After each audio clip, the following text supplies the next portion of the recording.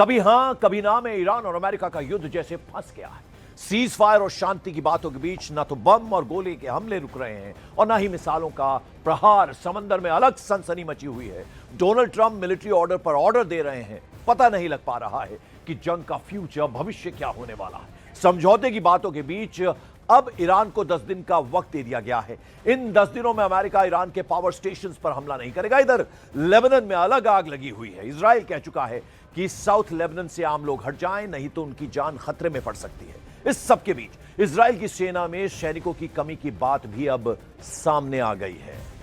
इस बीच आपको बता दें, समंदर में भी नई हलचल है। हॉर्मुज खुलवाने की कोशिशों में जुटे डोनाल्ड ट्रंप की कुछ सीक्रेट तैयारी हो रही है। ऐसा दावा किया जा रहा है कि डोनाल्ड ट्रंप इस बार टाइम लेकर खाग आइलैंड पर अटैक करने का मन पूरी तरह से बना चुके हैं। खाग आइलैंड ईरान की लाइफलाइन से माना जाता है। क्या है डोनाल्ड ट्रंप का प्लान, ये रिपोर्ट जरा आप देखिए।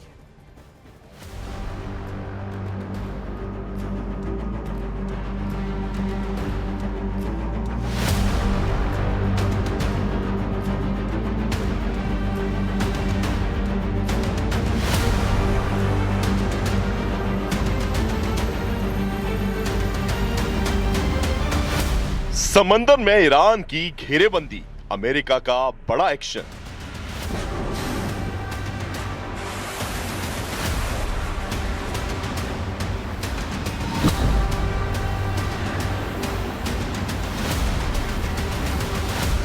ईरान के खिलाफ जंग में अमेरिका ने छोड़ दिया त्रिशूल।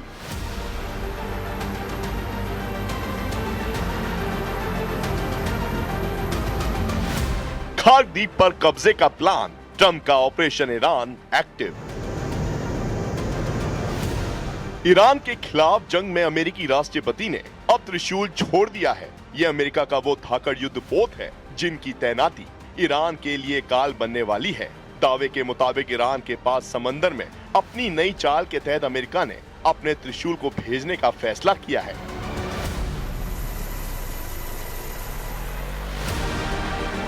यानी कुछ दिनों में समंदर में लोहे का एक ऐसा खौफनाक अंबार लगने वाला है जिसकी मिसाल जंग के इतिहास में कम ही मिलती है।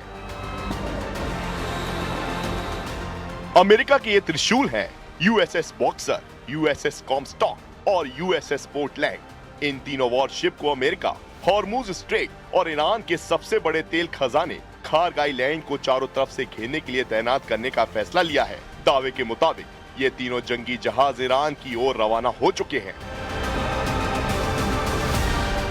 यानी ईरान के खिलाफ ट्रंप ने अब अपनी पूरी ताकत झोंक दी है। मतलब साफ है कि ये जंग अब आमने सामने की होने वाली है। हम आपको तीनों युद्धपोतों की ताकत बताएंगे, लेकिन उससे पहले अमेरिका की इस नए प्लान का मकसद क्या है, उसे जानना जरूरी है। विदेशी अखबारों की रिपोर्ट की माने तो अमेरिका की सरकार ईरान को घुटनों पर लाने के लिए खाग आइलैंड को कब्जे में लेने का प्लान बना रही है। रणनीति ये है कि खाग द्वीप पर कब्जा करके या उसे पूरी तरह घेर कर ईरान के तेल निर्यात को जीरो कर दिया जाए। राष्ट्रपति ट्रंप ने संकेत दिया है कि अगर ईरान हॉर्मुज स्ट्रेट को नहीं खोलता है तो अमेरिका खाग द्वीप को अपने नियंत्रण में ले सकता है।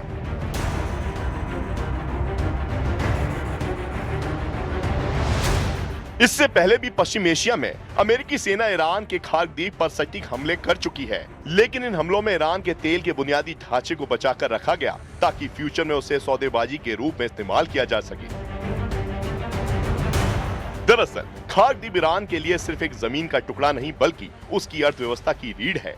ईरान का लगभग 90% कच्चा तेल इसी एक अकेले द्वीप से दुनिया भर में खासकर चीन को भेजा जाता है। इसके साथ ही खाग द्वीप के पास समंदर की गहराई बहुत ज्यादा है। इससे दुनिया के सबसे बड़े तेल टैंकर आसानी से लंगर डाल सकते हैं।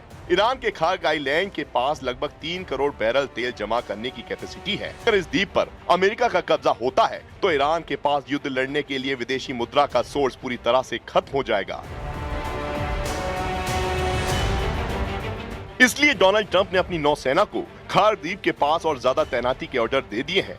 इसी आदेश के बाद अमेरिकी सेना के 3 त्रिशूल पश्चिम एशिया की ओर रवाना हो गए। रिपोर्ट के मुताबिक तीनों जहाज सैन डिएगो से रवाना हो चुके हैं। डिफेंस एक्सपर्ट के मुताबिक तीनों जहाज मिलकर एक पावरफुल एम्फीबियस स्ट्राइक ग्रुप बनाते हैं, यानी ऐसा मिलिट्री ग्रुप जो समंदर से सीधे जमीनी युद्ध में उतर सकता है। बताया जा रहा है कि इस पूरे सैन्य काफिले में करीब 2500 मरीन तैनात हैं। इन मरीन कमांडो को तटीय हमलों और द्वीप पर कब्जे के लिए जाना जाता है। इनके साथ ही तीनों वॉरशिप पर करीब 4000 सैनिकों की तैनाती है। यूएसएस बॉक्सर एक छोटे एयरक्राफ्ट कैरियर की तरह काम करता है, जो हेलीकॉप्टर और अन्य एयर एसेट्स के जरिए ऑपरेशन को सपोर्ट करता है। वहीं यूएसएस पोर्टलैंड के जरिए मरीन सैनिकों और उनके टैंकों और बख्तरबंद वाहनों को तट पर पहुंचाने के लिए इस्तेमाल किया जाता है। इसमें आधुनिक लेजर हथियार प्रणाली भी लगी है, जबकि यूएसएस कॉमस्टॉक जैसे जहाज से लैंडिंग क्राफ्ट को लॉन्च किया जाता है, जो भारी हथियारों और सैनिकों को उथले पानी में या द्वीप के किनारे तक तेजी से ले जाते हैं। अमेरिकी सेना के इस नए फैसले से ये तो साफ है कि अब जंग आमने सामने की होने वाली है।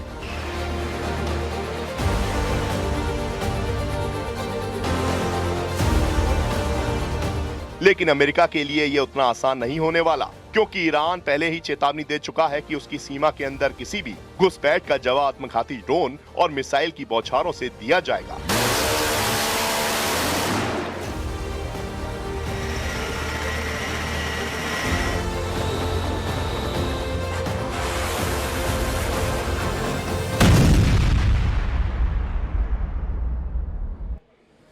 और महायुद्ध के बीच खाक को बचाने के लिए ईरान पूरी ताकत झोंकता दिखाई दे रहा है। जरा आपको बताएं कैसे, यानी आप यहां अगर देखेंगे तो ईरान ने पूरी ताकत झोंक दी है, खाक द्वीप को अभेद्य किला बना दिया है। और खाक वहां पर ट्रंप का प्लान है कि कब्जा करने की पूरी तैयारी ट्रंप जो है वो कर चुके हैं। और ये आप देख रहे हैं कि ईरान की लाइफलाइन पर ट्रंप की किस तरह से नजर है। समंदर में बाकायदा बारूदी सुरंगें बिछा दी गई हैं ईरान की तरफ से, तो वहीं ट्रंप ने ईरान की कमर तोड़ने का पूरा प्लान बना दिया, यानी दोनों तरफ से तैयारियां पूरी कर ली गई हैं। कैसे जो ईरान की लाइफलाइन कही जाती है उस पर ट्रंप ने फिलहाल, यानी मिसाइल सिस्टम की भी तैनाती पूरी तरह से ईरान ने कर दी है। तो उधर पैराट्रूपर्स उतारने की तैयारी में अब डोनाल्ड ट्रंप हैं, यानी अमेरिका बिल्कुल पूरी तरह से अटैक करने के मूड में है। और फारस की खाड़ी में मौजूद इस वक्त अहम आइलैंड है, ऑयल टर्मिनल की बात करें, उसके अलावा खाग ईरान की लाइफलाइन कही जाती है। ये टीजेटी आप देख रहे हैं, पोर्ट आप देख रहे हैं, एयरपोर्ट आप देख रहे हैं, तो ये पूरा आप देख रहे हैं किस तरह से इसे ईरान की लाइफलाइन कहा जाता है। ये हम आपको इस ग्राफिक्स के जरिए समझाने की कोशिश कर रहे हैं। ईरानी समुद्री तट से करीब 20 किलोमीटर की इसकी दूरी है और आप यहाँ पे ये देखें करीब 8 किलोमीटर लंबा और 4 किलोमीटर लंबा ये चौड़ा द्वीप है। ये आप देख सकते हैं किस तरह से ईरान के बुशहर प्रांत का इसे हिस्सा मान सकते हैं आप, यानी ये ऑयल टर्मिनल, एयरपोर्ट इससे चारों तरफ से घिरा हुआ है। पाइपलाइन से ईरान का कच्चा तेल पहुंचता है और उसके अलावा हम बता दें करोड़ों बैरल कच्चा तेल स्टोर करने की इसमें क्षमता है, कैपेसिटी है। रोज 70 लाख बैरल तेल लोड करने की भी इसकी क्षमता है। तो ये हम इसकी ताकत हम आपको बता रहे, बड़े टैंकर से दुनिया भर में यहां से तेल की सप्लाई निरंतर की जाती है। ईरान का करीब 90% ऑयल यहीं से एक्सपोर्ट किया जाता है। तो किस तरह से ये ईरान की लाइफलाइन है, ये हम आपको समझाने की कोशिश कर रहे हैं। ईरान के लिए क्यों खास है खाद, तो 90% से 95% तक जो कच्चा तेल है वो यहां से एक्सपोर्ट किया जाता है, निर्यात होता है। तो आप ये देखें कि किस तरह से ईरान की आर्थिक इकोनॉमी की जो है वो जीवन रेखा, लाइफलाइन इसे कहा जा सकता है। ईरान के लिए क्यों खास है ये हम बता रहे हैं। खाद्य राजस्व का एक बड़ा हिस्सा तेल की बिक्री से यहां ईरान को मिलता है, तो उस लिहाज से बेहद इंपॉर्टेंट इसी द्वीप के टर्मिनल से तेल जो है वो एक्सपोर्ट किया जाता है, निर्यात किया जाता है। और ये आप समझ सकते हैं कैसे कितना इंपॉर्टेंट ये है। इस बीच ईरान ने दावा कर दिया है कि उसने अमेरिका के F-18 फाइटर जेट मार गिराया है, जबकि अमेरिका ने इसे पूरी तरह से झूठ करार दिया है। यह दावा अमेरिका और इजराइल की ईरान के साथ जारी जंग के बीच आया है।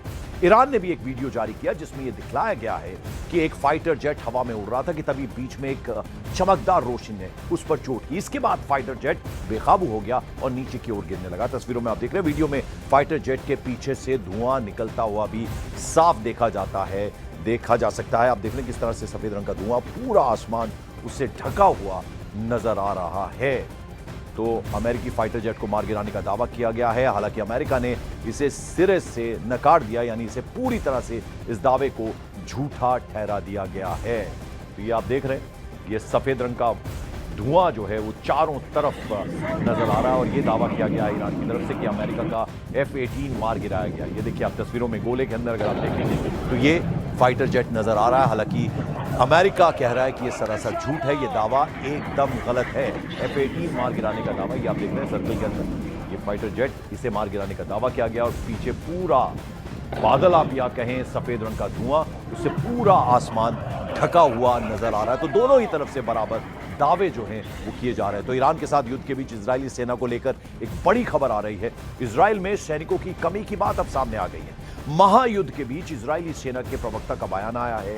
एफी डेफ्रिन, जो कि सेना के स्पोक्सपर्सन है, उन्होंने कहा कि सेना में लगभग 15,000 सैनिकों की कमी हो गई है। तो ये एक नई बात अब सामने आ गई है, यानी इजराइल में अब सैनिकों की कमी की बात सामने आई है। महायुद्ध के बीच इजरायली आर्मी के जो स्पोक्स पर्सन है उन्होंने ये बयान दिया। एफी डेफ्रिन इनका नाम है और उन्होंने साफ ये कह दिया कि 15,000 सैनिकों की कमी है। וסמל אביעד אלחנן וולנסקי, זכרו לברכה, בן 21 מירושלים, לוחם בגדוד 77 בחטיבה 7. הלוחמים נפלו בקרבות בדרום לבנון.